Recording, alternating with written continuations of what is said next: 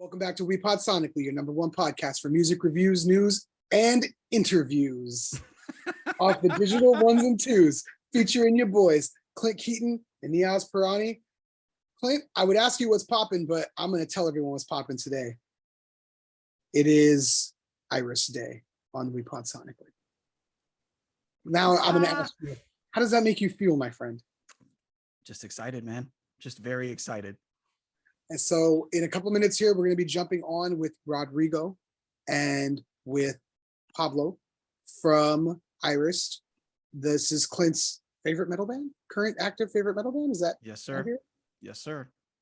They are from Parts Unknown. No, just kidding. They're from Parts Rearranged. They're formerly Atlanta, but also South America.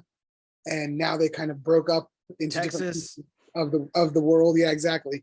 They'll talk about that a little bit, but I don't know. To us, Irist is really one of the most exciting bands in metal right now. And nobody's heard of them yet because they're brand new in context of the quarantine. So yeah. You ready to get to the interview, Clint? Let's do it, man. Let's go.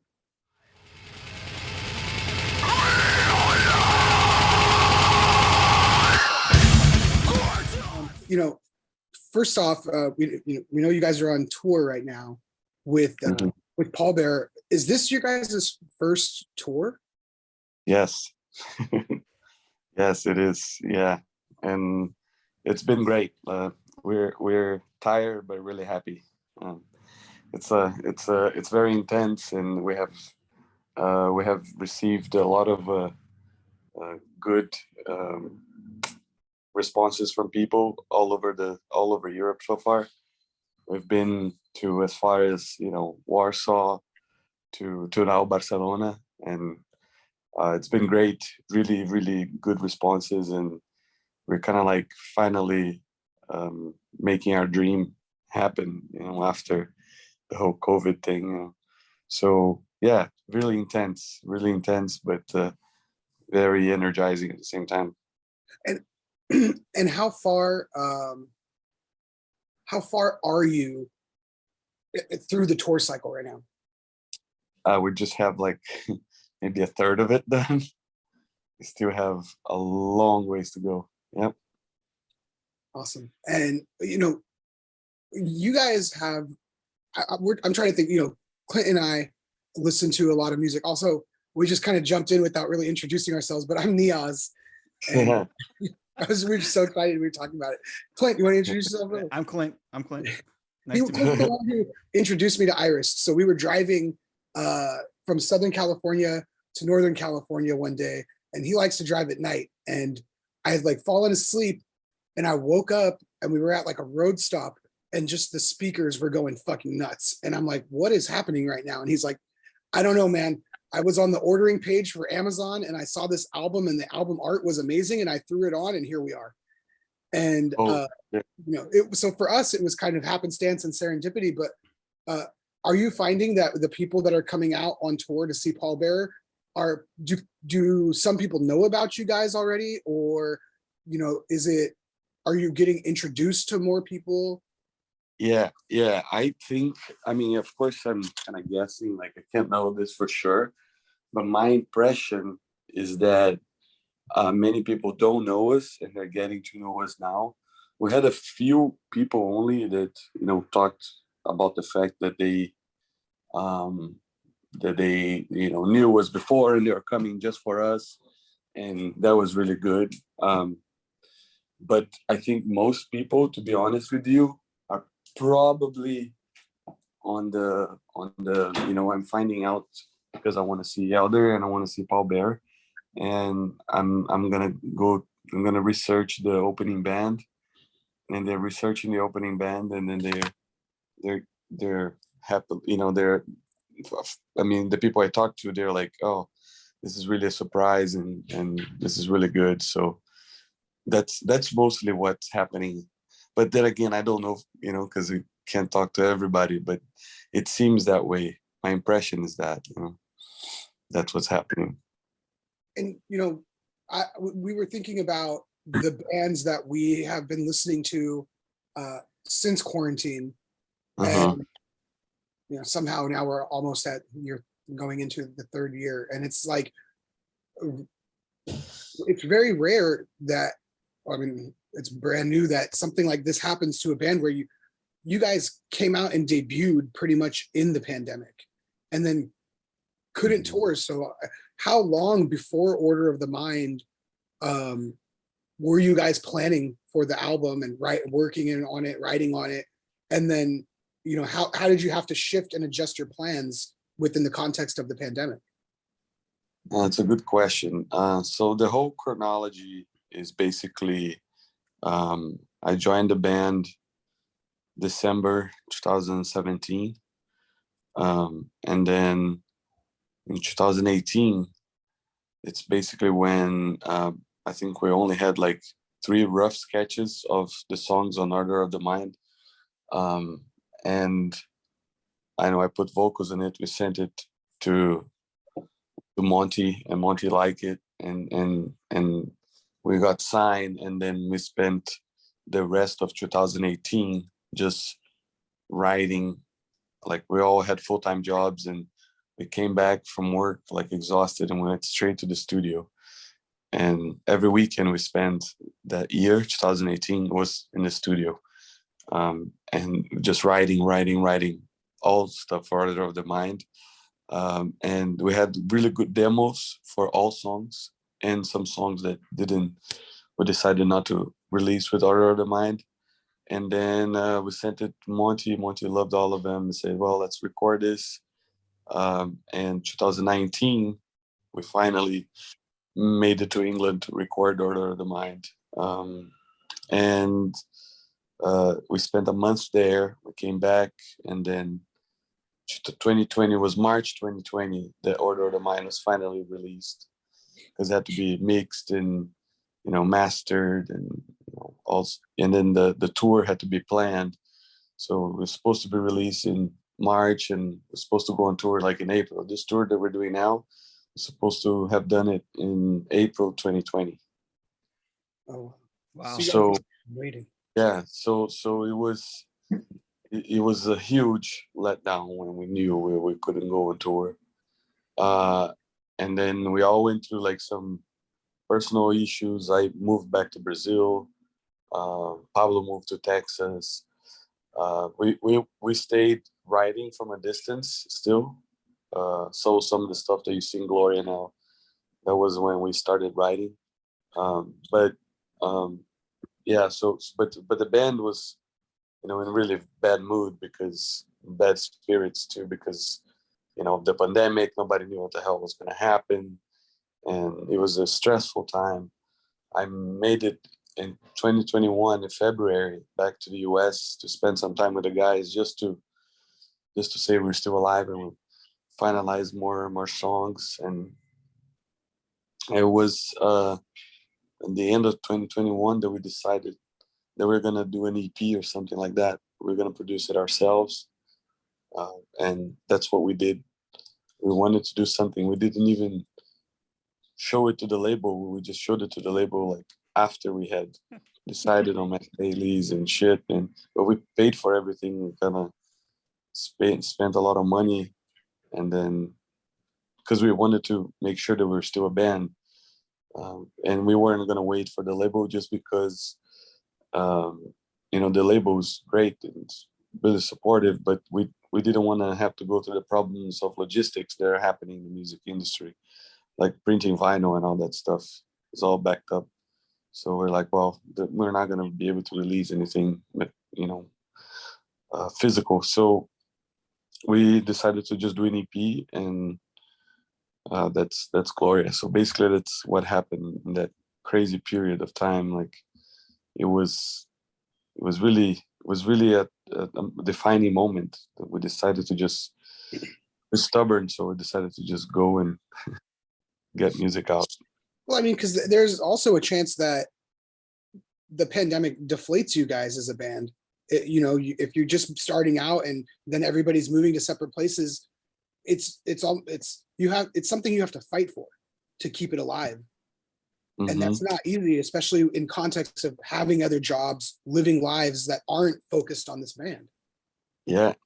Like we're still starting in many ways. So we don't get like the band. We're not in a band because we live off the band. We can't live off the band. So we make it happen. And I mean, we're all in our 40s too. So we not all, but like Pablo and I think are in our 40s, and the other guys are in late 30s too. So we know that we're not young guys that gonna can have maybe 20 more years or something. Like we don't know that, so we don't count on anything.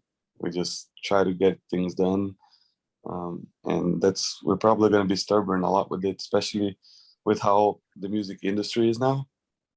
It's really rough. So yeah, we just need to keep pushing. Just pushing. I feel like this is also something like, it doesn't always translate for hip hop or something, but especially with metal and rock music, I feel like you win your fans on the road. You come out, you blow people away, and then they're like, what did I just listen to? Something Clint and I have talked a lot about. Clint, if you want to take this question, is I mean, I even said it when we did our podcast about Gloria. I was like chomping at the bit. We gotta review Gloria, and I was talking about how Irist isn't a band that's people are gonna find on Spotify or YouTube. It's gonna be from them going and playing shows with other awesome bands and ripping people's faces off. And I can only imagine what you guys have been doing as the opener for Paul Bear and Elder. And I think it's just really, really impressive that you even tell me that, you guys are 40 years old. I think that's right around the age that me and Niyaz are. And to see you guys starting out, and even beyond that, having to wait a couple years to get to this point. So now you are 40. It's just really impressive. And I'm just really curious. Like you guys talked about how you had an EP before this, before even Order of the Mind, you kept a couple songs off. And then you worked on Gloria. How much of the initial like recording, writing ideas that you had from that era ended up on Gloria, or was Gloria just completely new stuff that you started on after Order of the Mind had already been released or written? Yeah, so the stuff on Gloria is after Order of the Mind for sure. Yeah, because we had other songs too that were, sometimes we just don't have a consensus on them, so we just wait. We don't know, they might be released one day, they might not. It's just how we feel. Like Pablo writes most of the bulk of the music, so sometimes it feels, there's a time. I feel like there's always a time for music, and the songs are somehow more connected to Order of the Mind, even though the songs in Gloria have like synths and more stuff like that, crunched drums and things like that Order of the Mind has, but it's not so much. I think Order of the Mind, the way I see it's like raw, more direct, and Gloria has a little bit more other elements at play. So yeah, I think Gloria represents some level, a little bit of an evolution in the direction things are going. So some songs are more fit for it, and others are not. But that doesn't mean that the songs that we had before will never be released. Maybe they will. But yeah, the stuff on Gloria, the short answer would be yes. They came after Order of the Mind. Yeah, I was just, listening to Order of the Mind, like Niyaz mentioned, I just happened to find it looking through like album covers on Amazon, and I was like, this is a really cool awesome album cover. Let me look up Irist, and only Severed was out at that time, and I loved it immediately. I was like, wow, what is this? Oh my gosh. And then I was just so excited for Order of the Mind. I like bought the vinyl before I even heard the rest of the record, and that's when we first heard it. And then I remember me and Niyaz talked about this when I first heard Gloria, and obviously you guys had put out Heal, and you guys had put out Surging Ablaze, and I was so excited for that. I'm like, you guys are basically my favorite metal band. And oh shit. And when I heard Gloria for the first time, it was just like jaw dropping, eye popping. My actual reaction was you know, you love a band and then you hear something new from them and you're like, okay, I'm expecting it to be great. And then it was just beyond that. And I feel like there's like a polish to the first record that you guys have. And I think I read somewhere that even Monte Connor said you guys sounded like you guys were working on your second or third record already. And that's what I was feeling too when I heard this is the first record. And then when I hear Gloria, you guys took it to an even higher level. Like to me, the musicianship, even like sonically, and I saw that Pablo mentioned in another interview that you guys even added like some synthesizers to the sound. Like, is that something you're feeling when you're like writing and recording these songs, that there's just something different about these ones? Like the song, you mean the songs on in Gloria? Yeah. I think so. That might be a good question for Pablo. Let me see if he's over here. Yeah. You want to take a question here? There's a question for you. Look at this. Hey, how's it going, Pablo? How are you, man? Awesome. We're doing great. I'm Clint. This is Niyaz. I'm Niyaz. Nice to meet you. Good to meet you guys. Great to meet you guys. Yeah. Let me close this. No problem. I was asking Rodrigo, you know, basically he's talking about how Order of the Mind was blew me away, blew us away, and it felt so polished. I think I read an interview that even Monte Connor said it sounded like you guys were on your second or third record. And then when we both heard Gloria for the first time, it was like eye-popping, like jaw-dropping. We just couldn't believe what we were hearing. It was so good. And you guys, like, we basically took everything to a higher level, like musicianship, the recording, the sonically, everything. Was that like something you were feeling when you were writing and recording these songs, that there was just something different about these songs on Gloria than you had done on Order of the Mind? Well, it's a little, maybe a little bit, because technically when I started writing some of those songs, we had already finished the writing cycle for Order of the Mind. But also it was like I started those songs almost immediately after we had finished. So like we got back from recording in the UK, and I told myself I was just going to take like a few months to unwind and not really think about music. And like 2 weeks went by, and I think it was probably Surging Ablaze may have been the first song that I started putting together, like much more quickly than I thought. So the musicianship thing just kind of happened. You know, there wasn't really a goal to like up the bar in terms of like, you know, technical proficiency or trying to show off in any kind of way. I think maybe the only conscious thing that I wanted to add was maybe more synthetic kind of sounds, more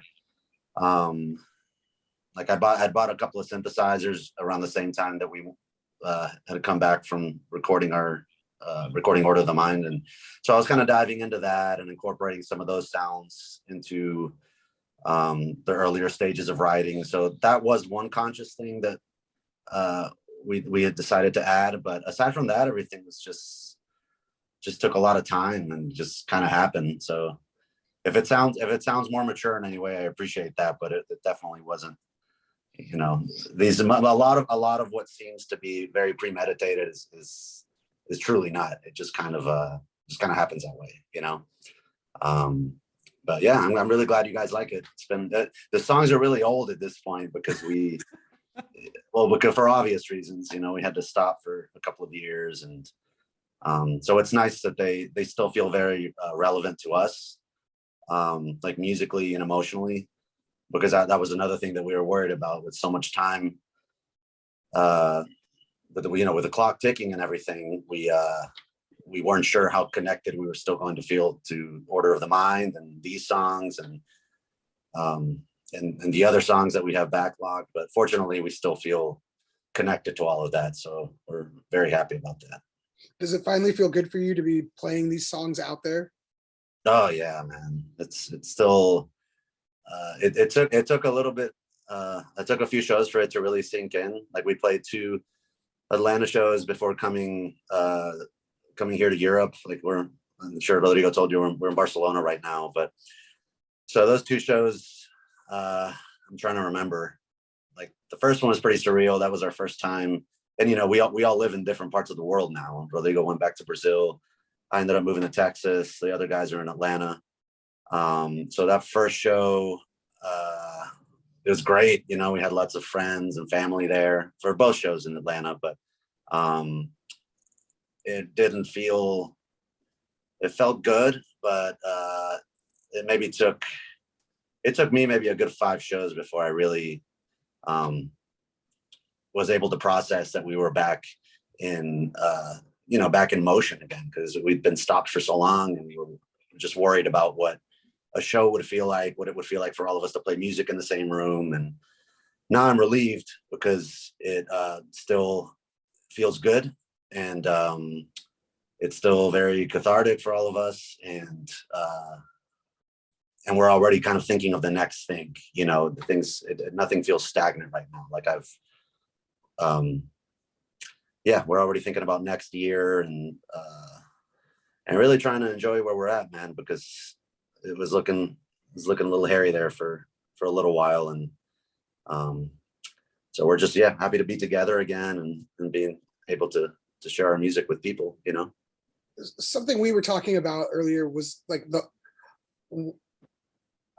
it's immediately noticeable. Irist doesn't sound like a brand new band. Irist sounds like a band that, I mean, one, very well knows what they're doing, but on top of that, like the polish and the energy and the transitions and the dynamics, like if you guys are coming together as a new band, like were you guys all playing in separate bands for many, many years before this? Or was this just a thing where the chemistry of these guys in this room did this thing? Definitely chemistry. I know the chemistry helps, but I think our work ethic is very strong. We take a lot of time to let things process, which is not easy because especially me, like I get pretty antsy when things aren't moving forward, and I'm always moving on to like another idea. But I think we're pretty disciplined in that way. Like if we put together a new song, a demo that sounds really good, we let it sit and we come back to it multiple times. We go through a lot of different mixes. We structure it in different ways. We're lucky in that our other guitar player, Adam, he's built out a professional studio in his house in the basement. So we use that to our advantage. We go there and we try different, experiment with different sounds, and just kind of tinker with everything to the point that you think, you run the risk of trashing demos or just thinking that everything is garbage. But we've kind of figured our process out. But just to answer your question, chemistry is definitely something that helps. You know, we get along really well, especially on a musical level, on a creative level. But we just work a lot. You know, we work hard at it. We listen very honestly. We try to listen sort of I don't know, some of these things are very abstract for me. Like you just kind of like you kind of listen like on an emotional level. I don't know how to describe it, but I know how it works in our band. And that's certain things are naturally intrinsic to you. Once it becomes part of who you are, it's just like the filter you process things through. Yeah. I mean, at this point, we've written enough songs that we just kind of know when it's good. But yeah, it takes a while, man. It's pretty. It can be a little frustrating at times, but I think we have a good. We've got a good handle on when something is good for us, and we're going to be happy about it, no matter what other people say about it. We can stand by the songs that we put together. So usually once we reach that point that we're like totally satisfied with something, then we try to stop listening to it. But we overthink things, to be honest. So maybe that helps a little, I guess. I think we have one more question for you about the mix itself. You know, like depending on the band you're listening to, you know, if it's like Isis and Aaron Turner's mix is kind of like an instrument in there. And then, or, you know, if you're listening to you guys, we feel like there's a really good balance. I'm just kind of like, Clint was actually wondering, you know, stylistically, how did you guys find your style within the mix? Was there any time where the music was sludgier, or the atmospherics were like much more heightened, or did you guys always want to be a band where there was some prominence to the vocals? Well, I'm not sure. I think, you know, obviously, like with having Rodrigo as a vocalist, like we want to highlight what he's able to do.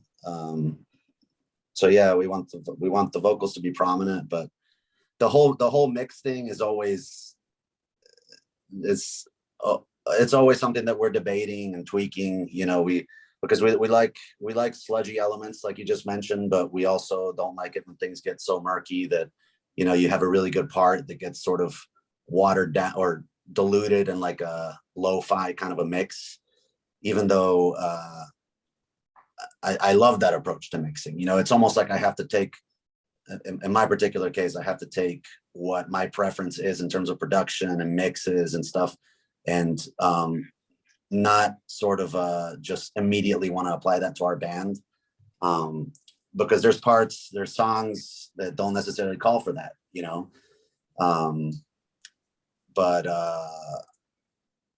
But yeah, I don't know, that changes, you know. For Gloria, for this EP in particular, like there were a couple of songs that were more that were meant to be a little sludgier and more down-tuned. So I think Matt Bayless's mix really complemented that. Yeah, it's hard to say also, because there's been so many songs written since then that my mind's already kind of moved on to the next thing, and maybe that kind of production doesn't suit what we're working on now necessarily. But so it's kind of it's something that's changing all the time, you know. But yeah, I mean, again, I'm glad you guys dig it, because my perspective is totally gone on it at this point.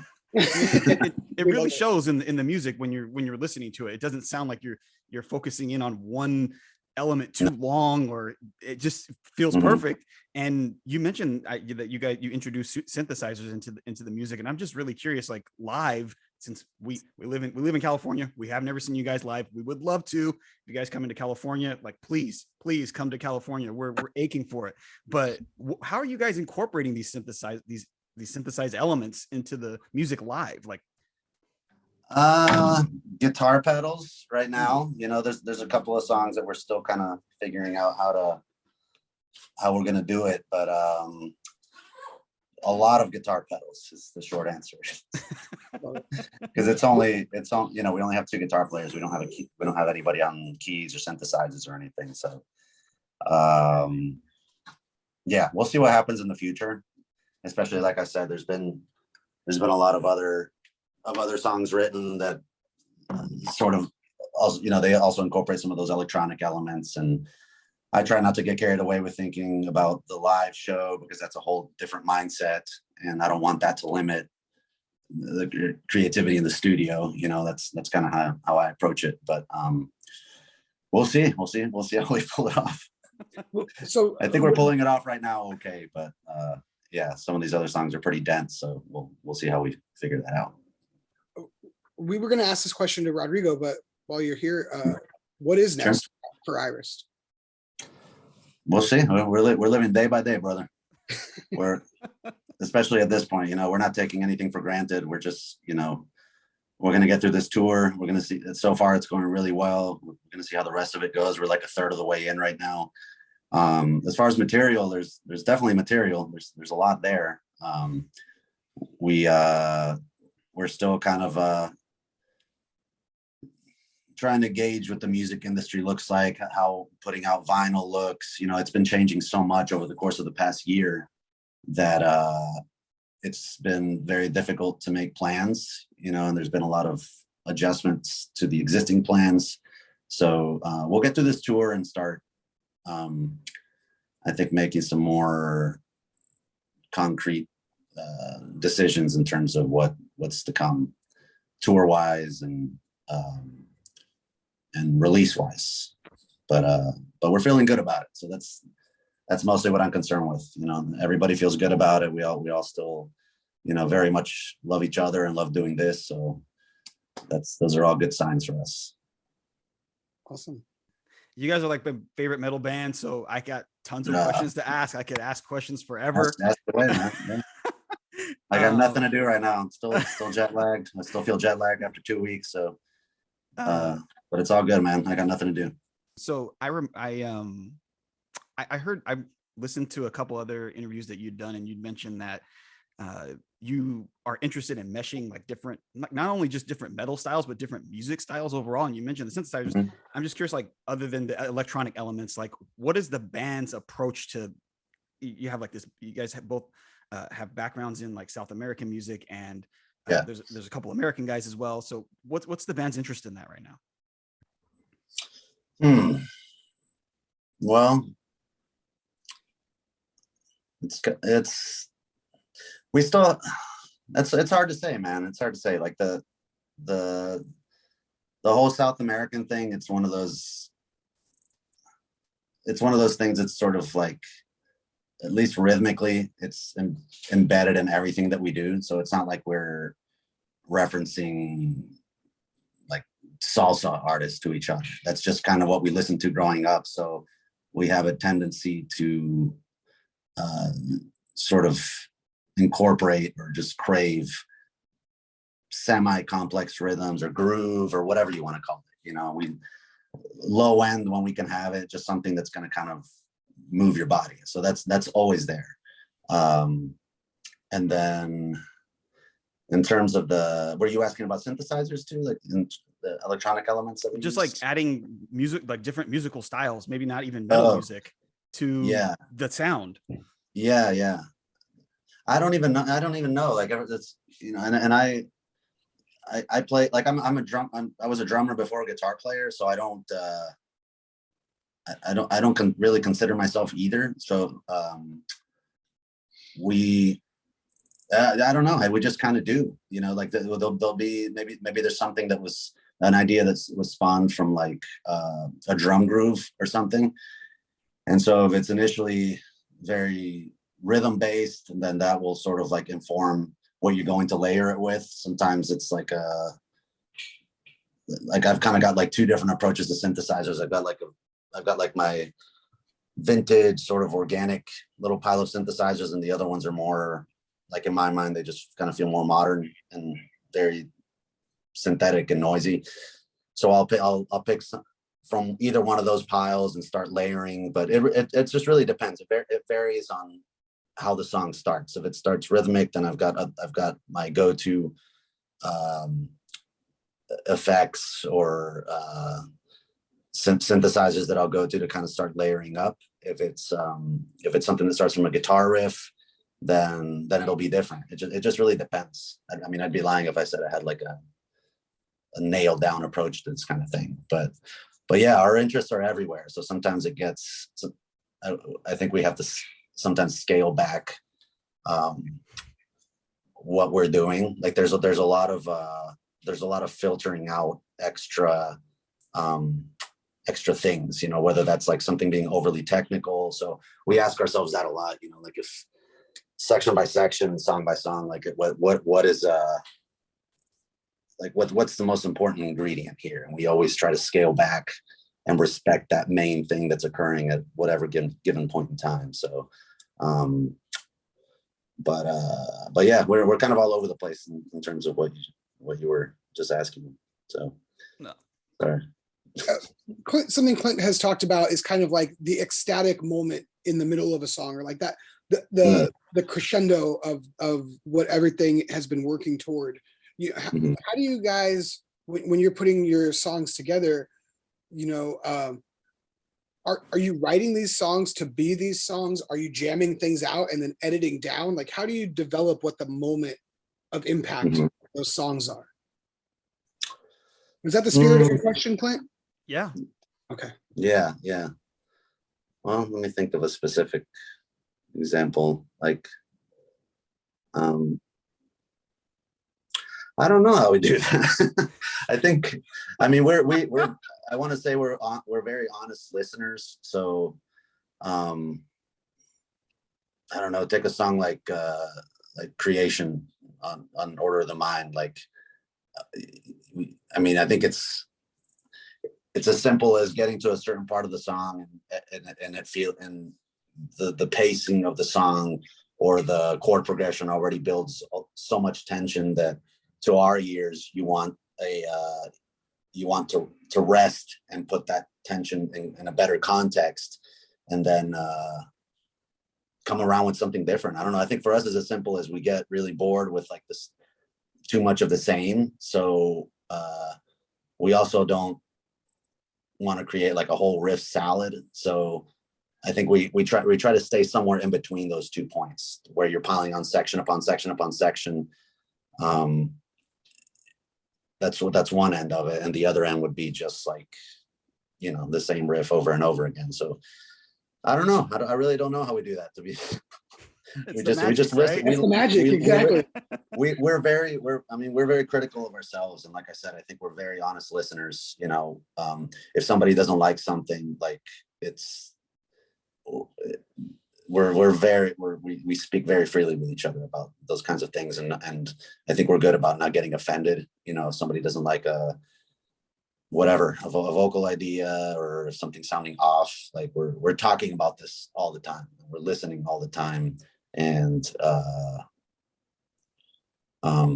we're also, I guess, fans of like hooks and being able to remember what you're listening to. So we try to create memorable parts, and we just try to write what we like, you know, some things that get us excited and that move us. But yeah, I don't know how to. I don't know that we have an actual manual for this kind of thing. We just, like I said, we listen. We're very critical of ourselves, and we just care about this deeply. So we listen. We give it the time that it deserves. And I think I think what you were saying is just like every time I listen to Order of the Mind and listen to Gloria now, those are the things I'm thinking about. Like you're just it feels like when I'm listening to it that there is this thing about the music that, and I talked to Niyaz, I'm like asking like, why is it that when I listen to Irist, I hear something that I don't hear in other bands, regardless of genre? There's just something to it, like this intangible quality to it that like always keeps me interested. Always, like every time I even think about the album, I gotta go listen to it, you know, because and then when I get done listening to it, I'm like, okay, what can I listen to other than listening to this album for like the second or third straight time? And it's so hard to find other music that's like this. And are you guys getting that feedback from fans when you are on tour? Because a lot of times bands like, and I know this is the case for Irist, you're not touring with bands that sound like you guys. They have a different type of rock sound or metal sound than you guys. So I'm just curious what the feedback is. On this tour, it's been pretty good. We're kind of even though we have, I mean, you guys mentioned sludge earlier, like there are elements of that and maybe a little bit of prog, I guess you could say, but we're kind of the oddball, I'd say, on this particular tour, and we've had good feedback, honestly. Like I'm always surprised because I'm always in my head about everything, and but it's been really good, you know. We've had people tell us that they care, which is bizarre because we're really far away from home right now, and again, we haven't played together in such a long time, so I mean, my expectations are always low with what other people are going to think about our music and our art, so I'm always kind of taken back and obviously very appreciative of when people feel something similar as what I feel when they listen to these songs. So but the feedback, it's been good, you know. We're very lucky to to be able to do this, and it just feels good right now, man. Awesome. I guess for our last question, is there anything that you or Rodrigo want to add to your fans, or just to metal listeners out there? Anything you want to convey? I'm not sure. There's lots of good music out there. You know, you mentioned it earlier that it's maybe kind of hard to find bands that I don't know, that are good or that kind of speak to you, but I still think they're out there. You know, it's just there's so much music out there, so it's so easy to get everything. But yeah, I just hope people stay engaged with music and give bands a time that they deserve to be heard. But there's lots of good stuff out there, man. You know, what do you think we should be listening to? Like after this interview, what should we go and listen to? Rodrigo has a bigger metalhead than I am, so what are you listening to right now? What should people listen to? What people listen to? White Word. Bad Bunny, you said? White Word. White Word. White Word. Okay. White Word. White Word. Okay. WORD. Ward. White Ward. Okay, you heard it from the man. So. Okay, White Ward. Okay. Yeah. You guys got me on the spot, so I could probably think of something. I'll think of the plan after I get off the phone. But. DM us, we'll add it in. But man, thank you guys for your music, but also, you know, I know when we DM'd you, we're just building our podcast and starting out. So we appreciate you taking the time to talk with us and to get deep into stuff, man. Thank you so much. A pleasure. Really appreciate you guys, man. Sorry, we're a little brain dead from all the traveling, but yeah. No, this very much appreciate you guys. Appreciate the support, and yeah, call us for anything you need, man. We're here. Thank you. Awesome. We'll when you guys come to California, we'll make sure to come out and sounds good. Awesome. Bye, we just want to say thank you, Rodrigo, so much for your time and your energy, man. Thank you. Thank you so much, man, for hosting us, and it was a pleasure. It's a pleasure. And if you guys need a new member of the band, Clint can learn keyboards, and he has the official band haircut. Oh, is that where that's where the questions are stemming from? Maybe. We'll keep you in mind, man. All right, guys. Thank you so much. Thank you. Take care. Hey.